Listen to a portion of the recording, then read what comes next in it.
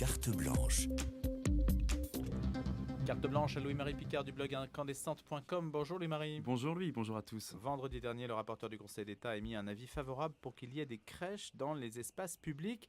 Vous allez nous dire ce que vous en pensez. Qu'est-ce que vous en pensez justement ? Moi, ce qui me fait rire déjà, c'est de voir comment les choses n'ont absolument pas changé depuis 2000 ans. Car oui, si l'on se remémore bien l'histoire de Noël que Saint Luc a racontée avec une précision journalistique, Joseph et Marie enceintes se rendaient à Bethléem à dos d'âne pour des raisons bassement administratives. Et comme il n'y avait sur place ni sage-femme, ni clinique, ni hôtel, ni Airbnb, ni tout ce que vous voulez, cette crèche vétuste a permis de sortir la Sainte Famille de la panade.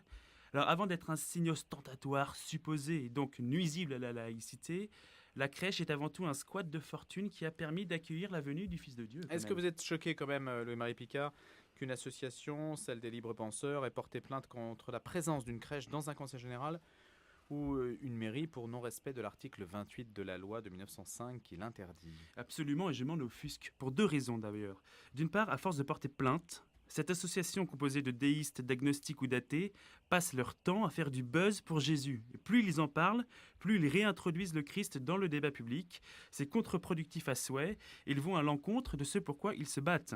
De plus, je pense qu'ils ne vont pas assez loin, parce qu'il faudrait aussi en finir avec ces cathédrales construites avant 1905 qui appartiennent à l'État et qui gâchent la vue des riverains laïcs depuis des siècles et qui sont des agressions visuelles envers le principe de laïcité. Il devrait pourfendre le fait que dans des milliers de cantines, on propose encore du pain à des jeunes écoliers manipulables qui vont finir par croire qu'on peut le multiplier. Il devrait aussi s'indigner que chaque année, on avale la galette des rois à l'Élysée aussi. Alors pour sortir de ce débat sans fin, vous avez entrepris une initiative un peu originale. Alors justement, j'avais besoin d'un avis éclairé et éclairant. Et qu'est-ce que j'ai fait ? J'ai pris mon téléphone et j'ai contacté le principal intéressé, Jésus himself. Pas mal comme grand témoin, lui. Oui, c'est pas mal. Ouais, alors vous l'aurez, c'est bien. C'est pas mal, c'est une exclusivité pour Radio Notre-Dame. Et lui, je vois que vous trépignez d'impatience de savoir ce qu'on s'est dit. Alors malheureusement, je n'ai pas pu l'enregistrer avec un micro parce que Jésus, on l'entend vraiment bien, surtout dans le silence. Ça, c'est dommage. Et je ne suis pas sûr que tout le monde parle araméen dans nos éditeurs. Mais je vais vous rapporter ce qu'il m'a dit.